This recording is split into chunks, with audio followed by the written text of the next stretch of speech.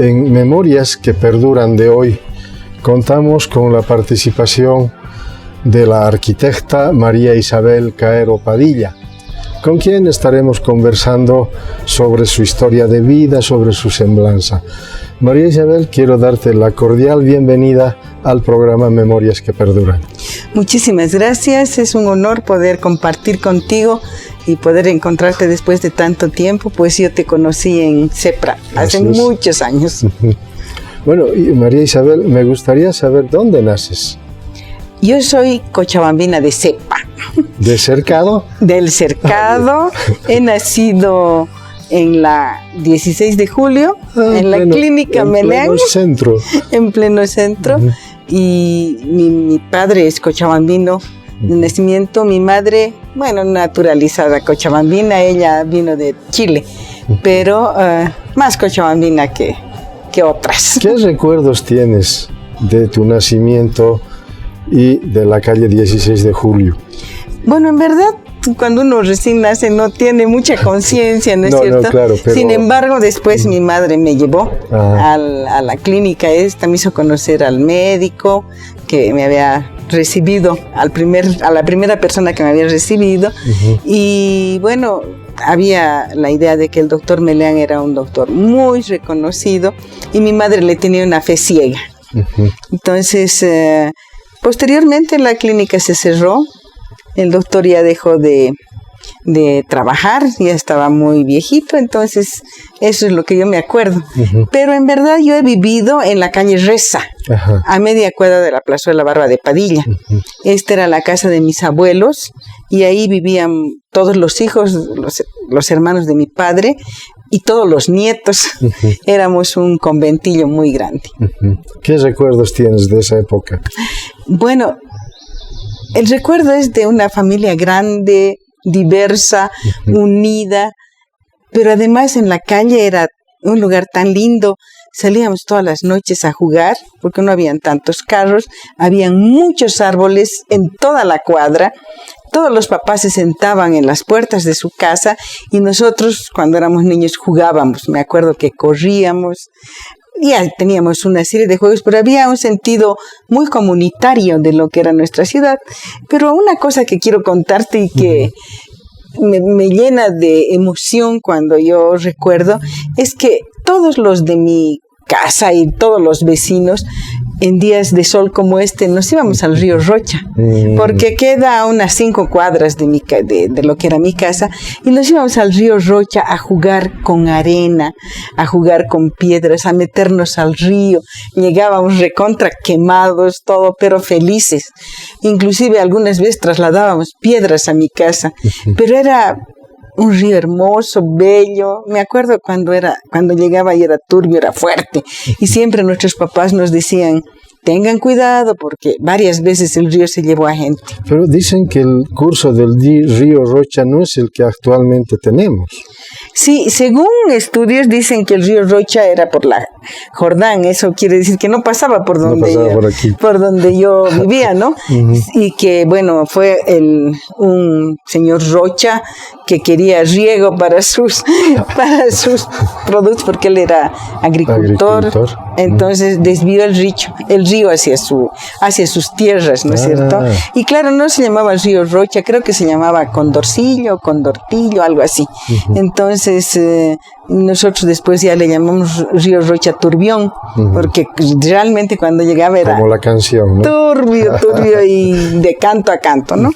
Ahora, después de mucho tiempo, este año sí ha sido bastante así, caudaloso, ¿no? Entonces, y me acuerdo también que íbamos de excursión pasando el río Rocha. Íbamos a comer durazno, manzana, a cuquear, lo que se decía. Y claro, los propietarios nos lanzaban a los perros, todo eso. Pero generalmente las excursiones eran así, en el campo, respirando aire puro. No habían tantas movilidades, con decirte que jugábamos en la calle y casi nunca tuvimos problemas. Entonces, Cochabamba de ese entonces era una Cochabamba tan amigable, tan de familia, todos nos conocíamos. Entonces, y era pues a 5 cuadras de la plaza, ¿no? Mi casa, y yo me acuerdo que era llena de árboles.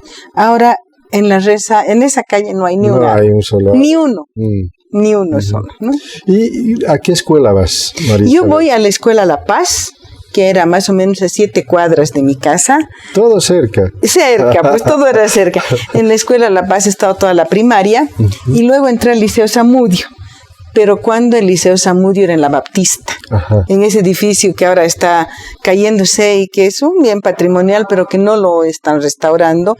Ahora es un conventillo de instituciones, ahí está la FELCB, están las juntas vecinales, está creo alguna asociación de personas de la tercera edad, y la verdad es que tiene pues una característica republicana la construcción y debería mantenérselo porque es parte del centro histórico.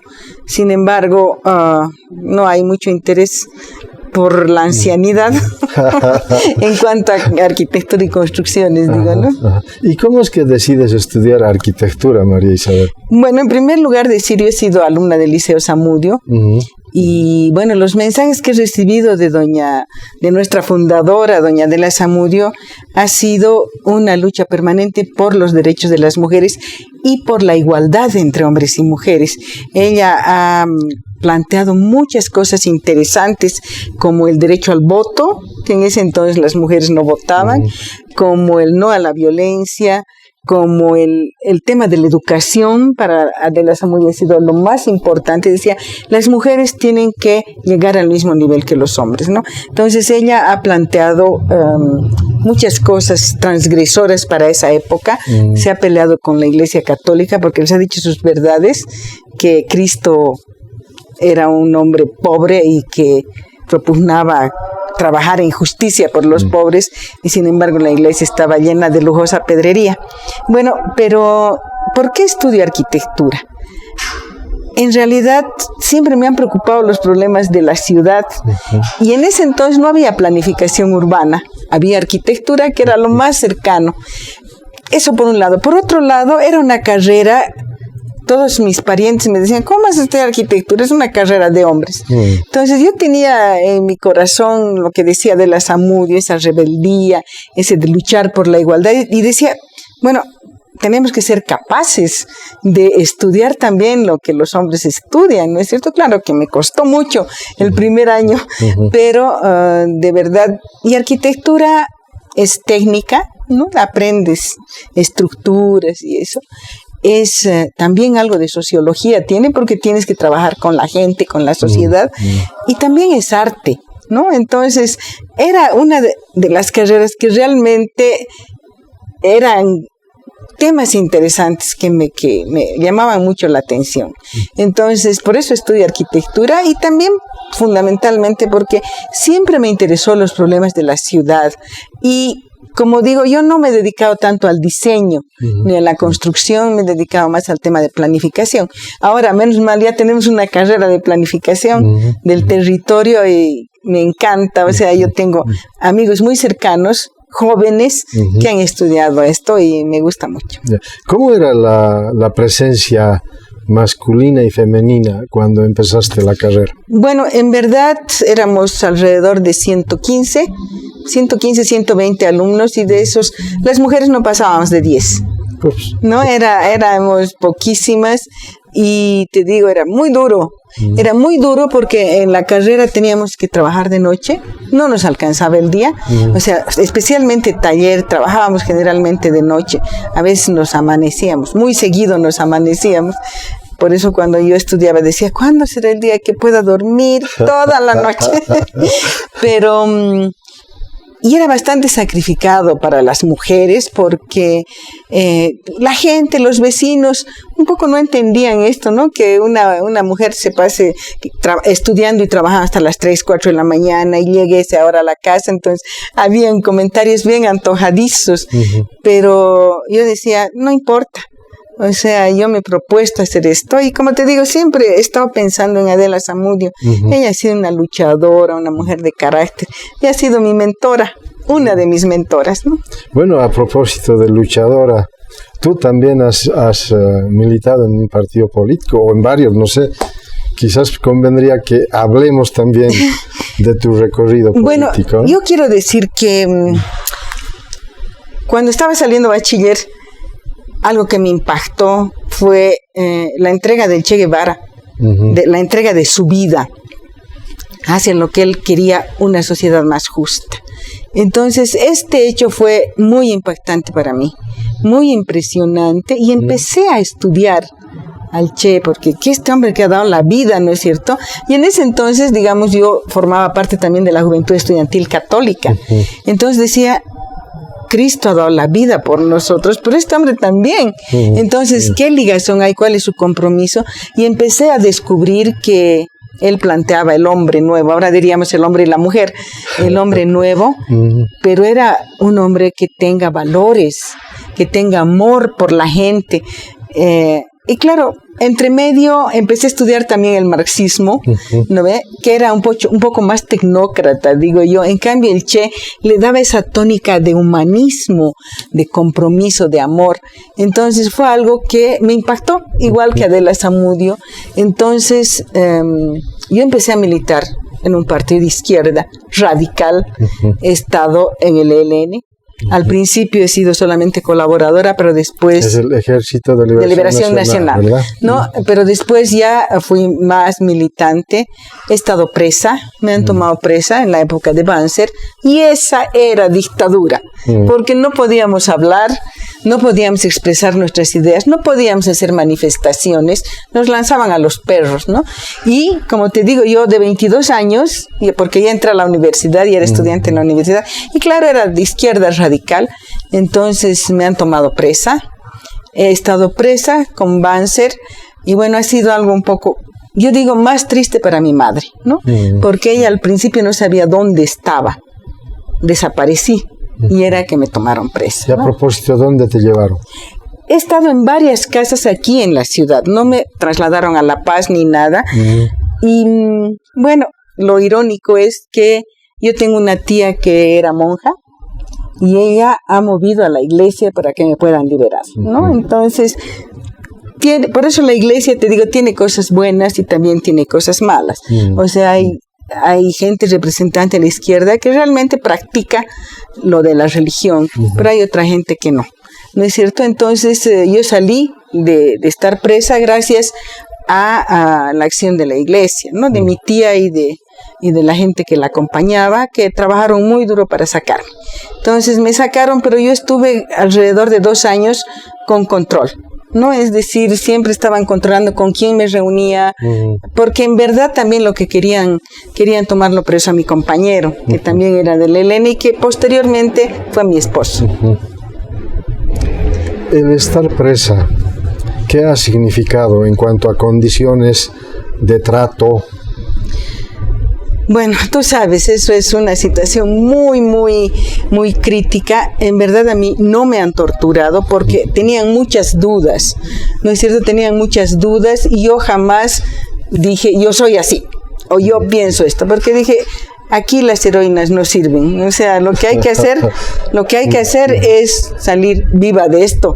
Y bien, entonces no tenían mucha seguridad, no he recibido torturas, pero he visto sí como a mis compañeros y mis compañeras las han torturado, ¿no? Y eso ha sido algo muy terrible. He estado presa junto con Alfonso Quiroga Santa Cruz, después con un profesor de estructuras que yo tenía, que era Fidel Andia.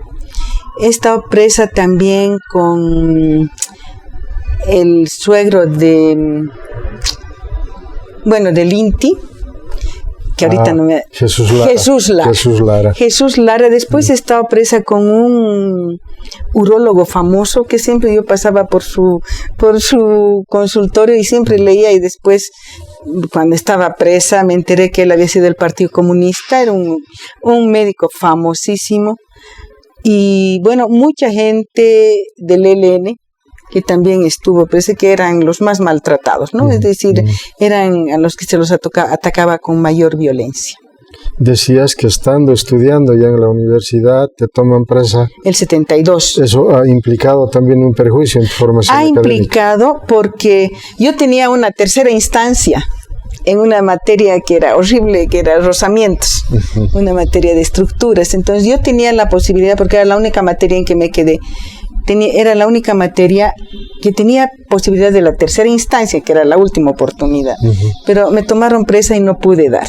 Entonces repetí ese año, ¿no? Claro, solamente esa materia, porque así era la universidad, una materia durante todo el año. Yo hablé con mis profesores y les dije que sí, voy a estudiar todo, pero que puedas no asistir a las clases, ¿no? Que presente mis trabajos, porque ya necesitaba trabajar, ¿no? Porque en verdad la Facultad de Arquitectura es muy cara y mis papás no tenían, digamos, muchas condiciones para pagarme todo el material y eso. Entonces empecé a trabajar también en la universidad de dibujante de la oficina de infraestructura, ¿no? Porque como ya había pasado el primer año y en realidad ahí he aprendido a dibujar mucho más, ¿no? Que en la facultad. María Isabel, el ser arquitecta, el ser mujer, ¿ha implicado algunos condicionamientos para encontrar trabajo? Mira, bueno, decirte primero que he tenido doble militancia, ¿no? Ya. O sea, después de haber estado en la izquierda, yo empecé a cuestionarme más, retomando a Adela Zamudio, el tema de la situación de las mujeres. De las mujeres. ¿No? Entonces, lo que en ese tiempo se hablaba de feminismo. Feminismo. Y ahora se habla de equidad y género. No. ¿No? ¿No es así? No es así. Ya te voy a explicar. O sea, el feminismo es una corriente revolucionaria. Ya. Subvertora, o sea, que quiere transformar las relaciones que son injustas para las mujeres, ¿no? En ese marco y en el marco del neoliberalismo, yo he sido parte, pero ahora me doy cuenta y analizo, ¿no? Surge el enfoque de género, que es una metodología, que es ponerse unos lentecitos diferentes para analizar la situación de la mujer.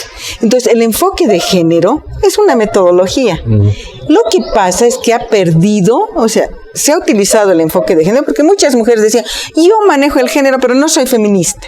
Entonces, se le ha quitado el componente revolucionario, ideológico transformador. ¿No ve?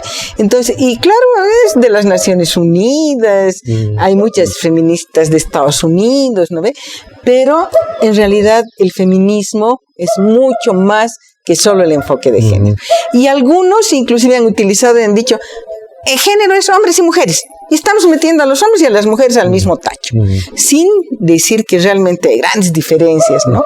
Entonces, el enfoque feminista es revolucionario, es transgresor, es transformador. El enfoque de género puede ser transformador si lo utilizas bien, pero también puede ser estático. Entonces, yo te hablaba de la doble militancia porque este cuestionamiento, esta desigualdad y las situaciones que yo he sufrido, que tal vez no han sido violentas, pero sí he sufrido discriminación. Yo alguna vez me presenté a la universidad para dar examen, me hubiera gustado ser docente. Para ser docente. Y bueno, ahí entró de por medio la militancia política. En ese entonces estaba el trotskismo en su auge. Y entonces no me dieron la posibilidad, pese a que yo di el examen, ¿no? Y dieron a otra compañera, porque era de la línea política, entonces ahí me sentí. Después otra cosa que quiero contarte es que cuando yo trabajaba en La Paz, porque después me fui a La Paz, había las posibilidades de ascenso interno y había examen de competencia, ¿no es cierto? Entonces yo me presenté, puse mis papeles, tenía que dar examen, entonces todos los días iba, examen va a ser a las 2 de la tarde, iba yo bien paradita, porque yo trabajaba ya en la institución, he venido a dar examen, no, se ha suspendido, y nunca me tomaron examen. Entonces al final me entero que le dan el ascenso a otro compañero, y yo digo, y voy al jefe de personal y le digo, ¿y por qué han dado a otro compañero y no a mí? ¿Y por qué no me han dejado dar examen? Y él me dice, señora, usted tiene su esposo. Este señor es jefe de familia, él tiene que mantener a sus hijos, en cambio usted no. Entonces, por eso, ¿no? Entonces, esa es una de las discriminaciones. Y en verdad, una cosa que a mí me ha llegado muy fuerte, me ha molestado, es el tema del acoso en la calle. Era terrible, es decir, tienes un miedo terrible a andar en la calle. En ese entonces no podías acercarte a un grupo, sino ya te tocaban cualquier cosa, y es como una violación el que te toquen las partes de tu cuerpo sin tu permiso y que después no tengas la posibilidad de ver quién es, ¿no? O que te estén considerando un perrito, ¿no? Así, claro. Y cosas. O sea, eran cosas que me violentaban mucho, ¿no? Pero además, una cosa que es importante, que mi madre decía, nadie puede tocarte.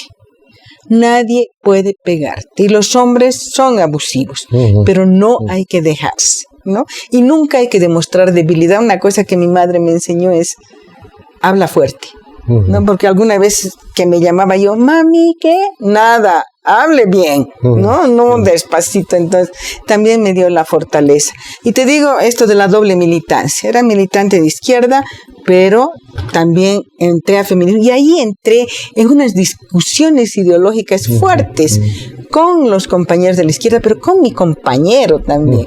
Mi compañero tenía el ideal del hombre nuevo, ¿no? Pero en algunas cosas era conservador. Entonces, cuando quería enojarse conmigo, me decía, eres feminista. Y tú machista, ¿no?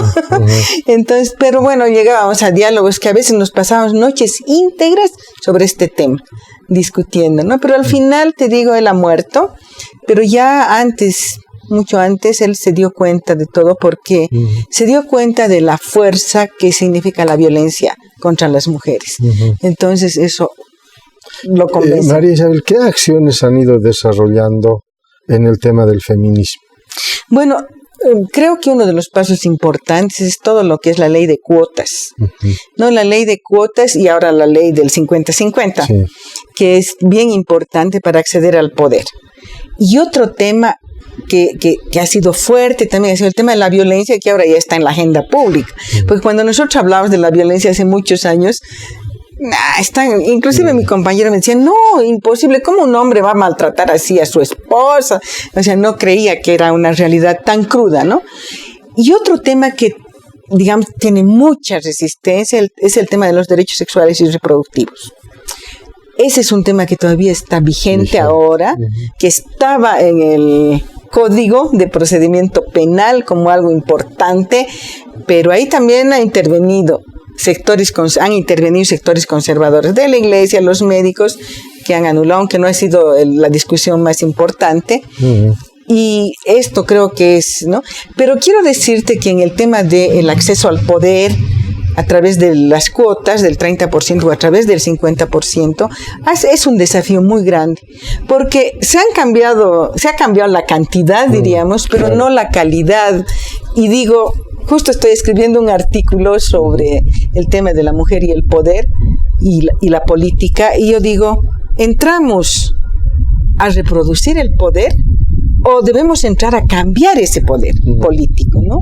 Entonces, y yo que he sido concejala, tú sabes, he podido comprobar ahí que tiene que haber primero una despatriarcalización del poder, no solamente de los hombres, también de las mujeres, y fundamentalmente ya tenemos una ley, el acoso y la violencia política, ¿no ve?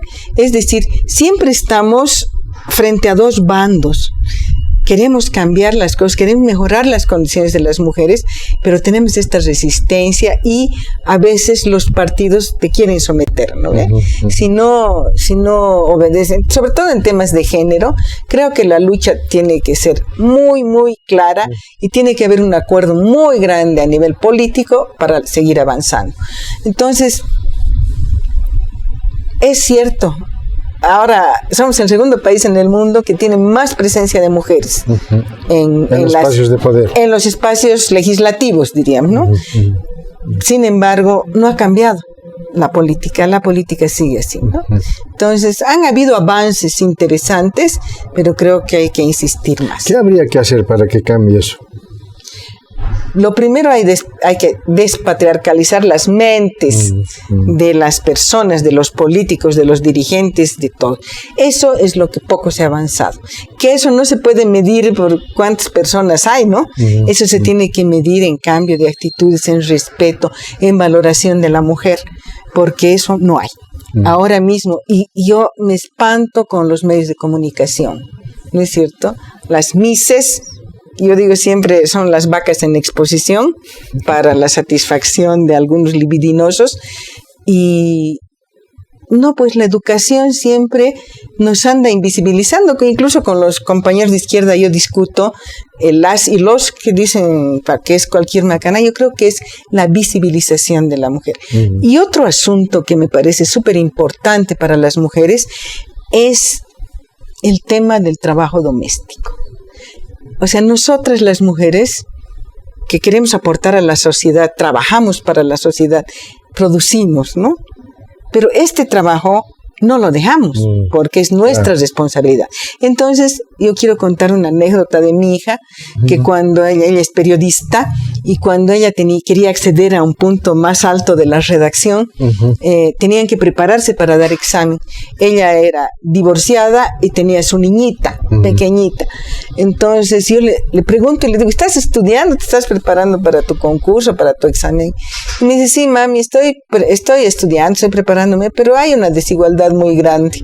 Mientras yo tengo que cuidar a mi hija y tengo que preocuparme que si mi hijita tiene alimentación, todo, porque no tengo un marido que me lo haga, mis compañeros tienen a su esposa que les tiene la ropa planchada, lavada, la alimentación. Entonces, ahí hay una diferencia, ¿no? Una diferencia en cuanto a horas de trabajo. Si trabajamos nosotros afuera, igual somos, aunque tengamos una compañera trabajadora del hogar, a quien yo les doy miles de gracias, que me ha ayudado mucho, aunque tengamos, siempre tenemos la responsabilidad. Y siempre estamos, ¿no? Como nuestros roles naturales de madre, ama de casa, etcétera. Estamos trabajando, produciendo aquí y estamos también con la mitad en nuestra casa y eso nos limita. No, y lo que proponemos es que hay que compartir. No solamente con el compañero, con los hijos, con las hijas. No es justo que a las hijas les carguemos la responsabilidad de cocinar, de limpiar, de lavar la ropa de tu hermanito, ¿no? Creo que eso es injusto. A lo largo del tiempo, ¿pero esto ha ido cambiando o se mantiene igual? Ha cambiado, hay avances, pero para mi preocupación muy poco. Hace un tiempito hablé con un dentista que dice, no, pues mi mujer tiene que cocinármelo, mi mujer tiene que hacer esto, mi mujer, y tu mujer trabaja afuera, sí trabaja, ¿no? O sea, pero así con la... Y otra cosa que no ha cambiado, por ejemplo, lo que a mí me ha llegado con mucha fuerza es el acoso en la calle. No este acoso de los chicos, de los jóvenes, de los albañiles, de los choferes, no ha cambiado y nos siguen pues mirando como un objeto de propiedad de ellos o de apropiación, ¿no es cierto? Ahora, yo digo, en el tema de la violencia hemos trabajado mucho con las mujeres, de empoderarlas, de decir, tú no tienes que aceptar violencia, qué sé yo. De alguna manera, algunas mujeres han superado esa situación de víctimas, ¿no? Pero no hemos trabajado con los hombres. No se trabaja con los hombres para decir, oye, controla tu sexualidad, tú no eres un animal, ¿no es cierto? Porque quien viola, quien ejerce violencia es el hombre. Entonces tenemos que trabajar con ellos, tenemos que sensibilizar, tenemos que construir una masculinidad diferente.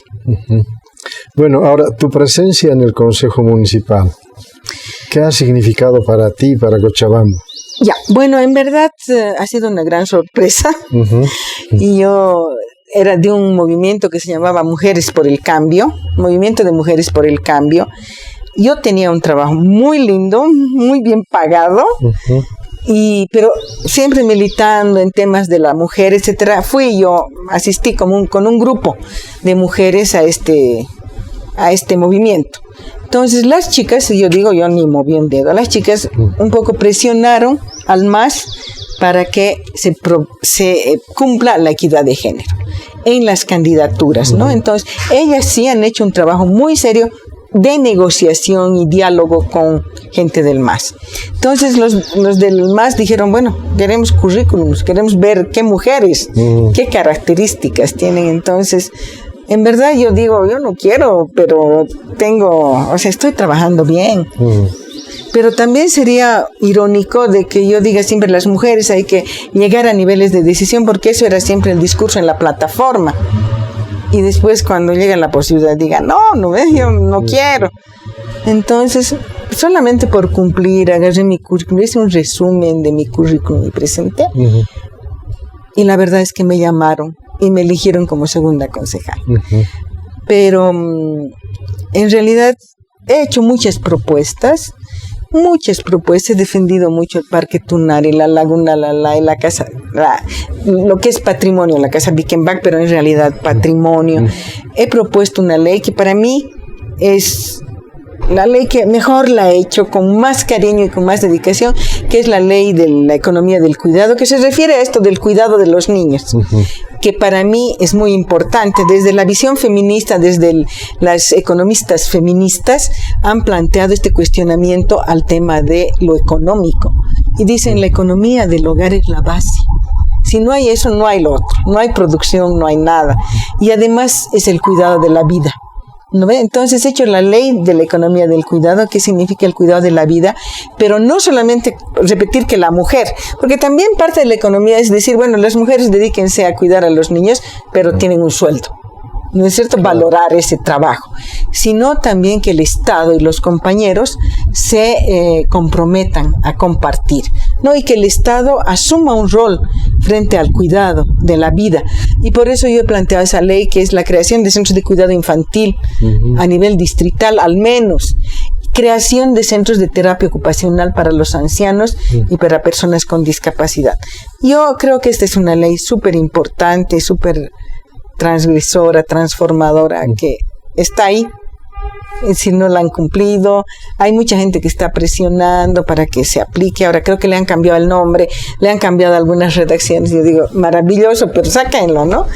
Y luego también preparamos, y esto peor, no sola, con un equipo de arquitectos y planificadores y planificadoras, una ley que es la ley del Banco de Tierras, ¿no? Que era el primer paso para cambiar ese capitalismo salvaje que hay en cuanto a la compra, a la especulación de la tierra urbana.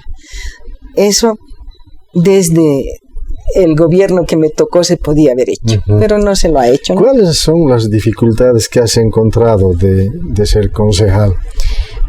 Primero, concejala se dice, sí, ¿no? Concejala. Primero, creo que yo fui con mucho idealismo. Con mucho idealismo, yo creo mucho en el vivir bien. Entonces dije, esta es la oportunidad para cambiar las políticas desarrollistas urbanas hacia el vivir bien. Mi sueño era, por ejemplo, restituir el sentido comunitario de los barrios, ¿no? El tema de la madre tierra para mí era fundamental.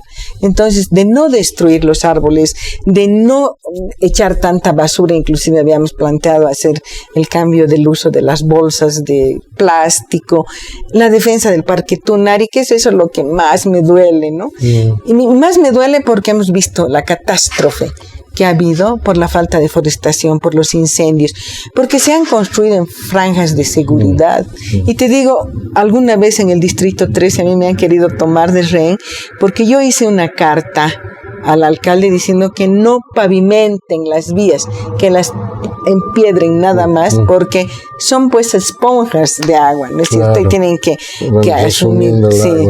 Entonces, y casi me toman de rehén los del Distrito 13. Entonces, yo te digo, el problema es que yo entré con mucho idealismo, entonces, pero la realidad había sido diferente.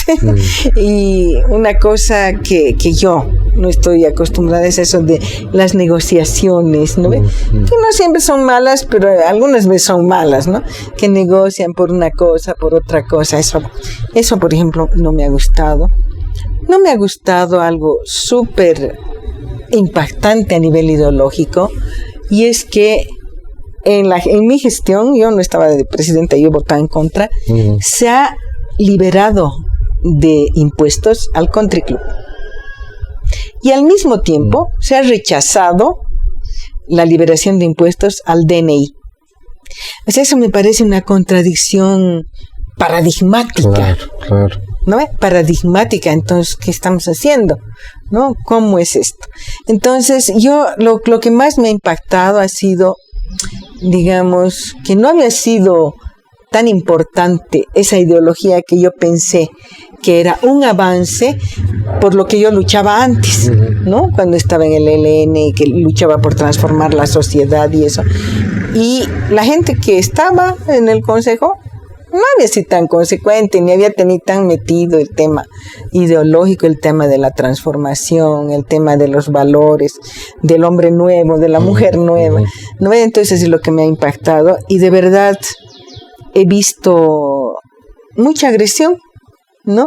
No, digamos, no agresión física, aunque sí también me ofrecieron pegar, ¿eh? Pero mucha agresión de un aliado del consejo, un aliado del partido, que utilizó todo a su favor. Prebendal, que negociante. Entonces, cuando yo le ponía freno, entonces me trataba de loca, de que necesito psicólogos, psiquiatras. Bueno, por lo menos yo no tengo la mirada desviada, decía, ¿no? Le contestaba así. Entonces, ha sido una experiencia riquísima de contacto con mucha gente. Pienso que hay mucho que hacer en la ciudad, inclusive solo pensando desde el punto de vista técnico, ¿no? Hay muchas cosas que se tienen que hacer, que no se hacen. No hay un derecho a la ciudad, y cada vez nos alejamos más del derecho a la ciudad. Cada vez tenemos más edificios que son buenos para densificar, para no extendernos más, pero lo de malo es que se crece verticalmente y se crece horizontalmente. Nos estamos comiendo toda la zona agrícola. Ya no somos autosuficientes. Y estamos destruyendo nuestros bosques. Y una de las consecuencias es lo que ha pasado en Tiquipaya. Qué pena, duele. Pero eso hay que prevenir. Es decir, no estamos haciendo ni siquiera cualquier posición ideológica, el tema de prevención de riesgos y estudiar el cambio climático, que no es un problema solo de los europeos, no, claro. Estamos sintiendo ahora, ¿no?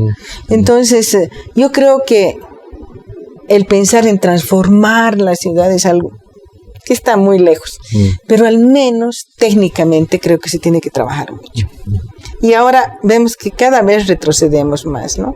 Cada vez retrocedemos más y estamos dando mucha importancia al desarrollismo solamente y no a la calidad de vida y al derecho que deben tener todos los ciudadanos en la ciudad.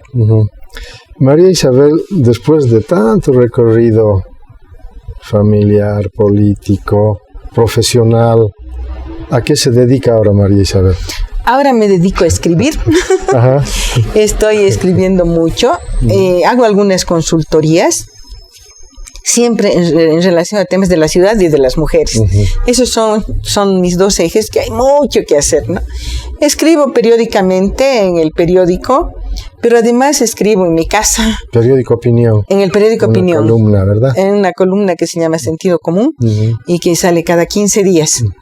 Luego me invitan siempre a participar en eventos donde tengo ponencias sobre el tema de género, sobre el tema de la ciudad, sobre el tema de la planificación. O sea, tengo un grupo muy lindo de planificadores y arquitectos jóvenes. Nosotros somos las tías, somos dos más antiguas, y con Marta Arévalo, y el resto son muy jóvenes, planificadores, ellos de formación. Entonces hacemos actividades muy lindas. No tenemos ningún financiamiento, pero hacemos cosas lindas. Hemos estudiado mucho lo que es el Sistema de Planificación Nacional, el PTDI, lo que son los PTDIs, todo el CISPLAN, ¿no? O sea, todo lo que, no es CISPLAN, perdón, el SPIE, todo lo que es con la ley 777, que es el Sistema de Planificación ahora actual. Hemos hecho eventos con gente de La Paz y todo ha sido muy lindo, pero además hacemos cosas que nos divierten y que nos enriquecen. Por ejemplo, hemos estudiado a Galeano y hemos hecho videos sobre Galeano agarrando varios temas que él ha tratado en relación a la ciudad y el territorio. Entonces tenemos ahí un video hermosísimo que además nos ha llenado porque hemos creado, le hemos puesto música así con gente muy joven. Luego hemos hecho también una propuesta de la música y el territorio, o sea, tomando en cuenta a la ciudad. Y estamos trabajando muy fuerte en el tema de la planificación, ¿no? Hemos analizado no solamente el plan estructural del municipio, que es un plan bueno, teórico, que se hizo en la anterior gestión, pero que quedó a nivel académico, diríamos, ¿no? También hemos estudiado el plan de la región metropolitana y el plan de la gobernación. Ahora ya se ha convertido en PTDI, entonces estudiamos, damos sugerencias y eso. Y a veces hacemos, por ejemplo, hemos hecho una consultoría con Marta en el tema de género y planificación para incluir el tema de despatriarcalización y género en los planes territoriales de desarrollo, ¿no? Planes integrales de desarrollo territorial, PTDI. Y ha sido un trabajo que realmente me ha gustado mucho. La coordinadora nos contrató para introducir esto en el Ministerio de Planificación. Se ha quedado ahí, tenemos las cartillas, tenemos el documento, pero no se ha aplicado, ¿no? Entonces, pero eso, hacemos eso. Ahora estoy preparando un tema que es la mujer y la política, que porque hay un grupo de feministas que se reúne cada 2 meses para analizar temas de feminismo. Entonces ahora me han pedido que exponga el tema de mi experiencia política como mujer y desde el feminismo también, ¿no? Entonces hago esas cosas, siempre estoy ocupada, pero además tengo la libertad de leer, de escuchar música, de ir al teatro, de ir a pasear al campo. O sea, como ya estoy jubilada, entonces ahora tengo todo el tiempo del mundo para hacer cosas creativas, cosas que me gustan. María Isabel, para concluir la entrevista, ¿qué satisfacción sientes de todo este recorrido familiar, político, académico, en fin? Bueno, yo estoy satisfecha porque he sido siempre consecuente. Nunca he decaído, nunca me he dado la vuelta, nunca me he pasado. Creo que desde muy jovencita mi objetivo ha sido luchar por los derechos de las mujeres, mi objetivo ha sido luchar por el derecho a la ciudad y por el arte, ¿no? O sea, y creo que he sido muy consecuente. Ideológicamente me mantengo en que el vivir bien es un paso importante y que sería muy lindo desarrollar todo lo que significa el vivir bien, que sería el vivir bien para todos y todas, ¿no? El problema es que se ha desarrollado muy poco y se ha olvidado un poco este paradigma que para mí es muy importante y que resume un poco todos mis ideales, toda mi transición o mi tránsito por el mundo, ¿no es cierto? Y creo que en eso tenemos que avanzar, seguir avanzando, que no se olvide eso no se puede olvidar. Te digo que conjunciona muchas cosas lindas para las personas, para nuestro pueblo. Bueno, María Isabel, agradecerte por esta entrevista y pedirte que te despidas del público que va a ver el programa Memorias que Perduran. Bueno, en realidad me he emocionado mucho, me ha gustado mucho rememorar toda la historia, que no es mi historia individual, sino es una historia de muchas compañeras, de muchas mujeres, de muchos hombres también, que siempre han estado queriendo mejores condiciones, mejor realidad para nuestro país. Entonces, les agradezco por haberme escuchado. Gracias, María Isabel. Amigos del programa Memorias que Perduran, ustedes han podido escuchar el testimonio de vida de una arquitecta, de una militante política que ha tenido muchísimo apasionamiento a partir del modelo que diríamos ha logrado en el colegio Adela Zamudio, pero también Adela Zamudio ha marcado gran parte de su vida para defender las reivindicaciones de la mujer. Cambios que se han ido dando a lo largo del tiempo y en el que María Isabel ha estado muy involucrada. Amigos del programa, será hasta otra oportunidad.